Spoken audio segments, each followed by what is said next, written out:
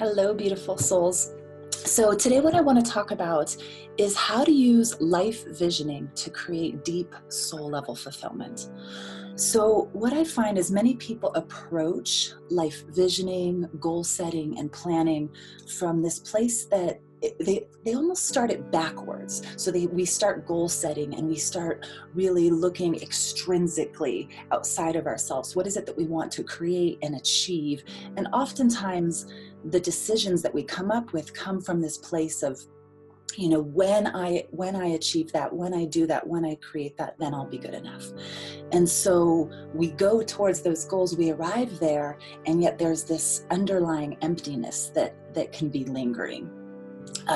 Or there's always this feeling of never catching up to our life, always chasing something over there. And so the process that I create, it's called the fulfillment formula. And it's teaching us how to really approach this beautiful, very spiritual, soulful process of life visioning and goal setting and planning from a place that feels deeply meaningful and is full of depth and allows you to not only be more productive and achieve more in ways that actually feel like, yes, this is what I want, and this is moving me forward in a way that feels aligned with my center, aligned with who I really am meant to become in this lifetime. But you also enjoy the process along the way. So the fulfillment formula is based on this framework that I call the S.O.U.L framework. And the word soul is an acronym. So each letter is sort of a lesson, a principle, a process of creating fulfillment in your life. And what I want to explain, first of all, is it's not linear. So it's not like you go through S and then you go through O and then you go through U. It's really just, here is a paradigm, here is a process, here's a new way at looking at achievement, a new way of looking at success. So the letter S stands for standards of integrity. And this is about flipping this process of achieving, getting, creating, goal setting from the inside out. So instead of going, what do I need to do to be happy? What do I need to do to be fulfilled? What's next on the to-do list? We start asking, who do I need to be?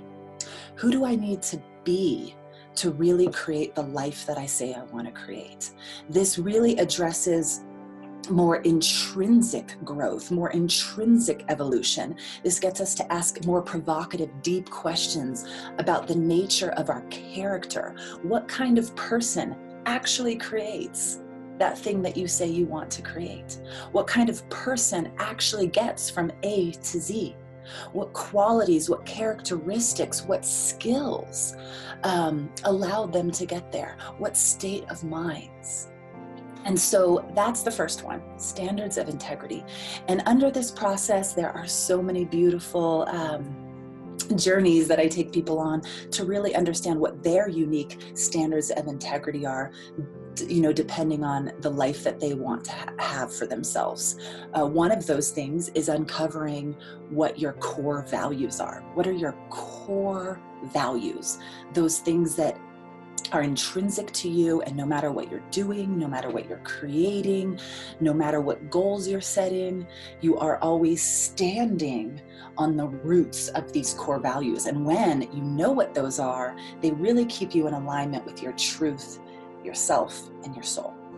So that's the first one. The O stands for objectives of life. So your objectives of life are, why are you here? What is your soul purpose? What are your unique gifts? What is the potential that you're moving towards? And so under here, we do a lot of beautiful processes like declaring what our life's mission statement is. And there's a beautiful journey that I take people through to uncovering that. I mean, successful businesses all over the world have mission statements that really keep the heart and the soul and the integrity of their business moving forward, even as transition and change and growth happens. And so doesn't it seem to make sense that we would have a life mission statement, so that as we grow and we evolve and we change, we have this center and this sense of meaning and purpose that is ours, that we can always come back to.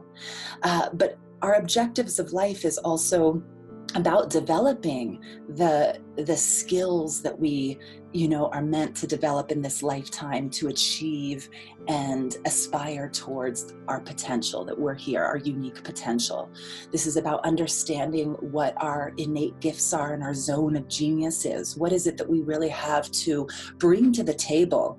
What is our unique contribution to our family, to our friends, to our communities, to our society, and to the world at large? And when we're in touch with that, I'm telling you, fulfillment is just part of your life, even when things get hard. So those two things, like I said, it's not linear, so it's not you have to go S.O., but this is like an uncovering, an unprocessed. It's the way I like to describe life and life design and life visioning is you're always in the masterpiece. Your great masterpiece is your life, and you're in it, and you're, splattering some yellow over there, and you're doing something over here, and you're always in it and weaving through the artistry of your life. Now, you is unlearning limiting beliefs and behaviors. So this is so essential. This is where the shadow work comes in. This is where the somatic body work and deep release needs to come in. These traumas that all of us have, no matter what. And of course, there is a spectrum of trauma, but we all have trauma. And many of us have gone through life without releasing it, without understanding patterns that we're just hitting over and over again that are sabotaging what we want to create and who we want to be. This is about changing your belief system. This is about understanding that your triggers are treasures. And when you get that and you're not just reacting to triggers, but you're going, what am I here to learn? What is the lesson here? Then you can release those triggers and start to evolve internally.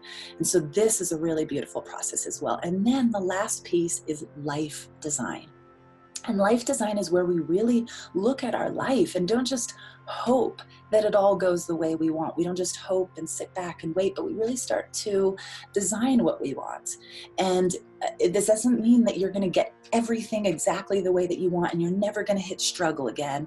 No, in fact, a lot of times struggle is the very thing that allows us to deepen into our standards of integrity, to know more what our objectives of life are. So it's not about running away from something or creating this perfect unicorn life, but it is about becoming a co-creator and really going, here's my vision, and let me dive into it. Let me actually spend some time.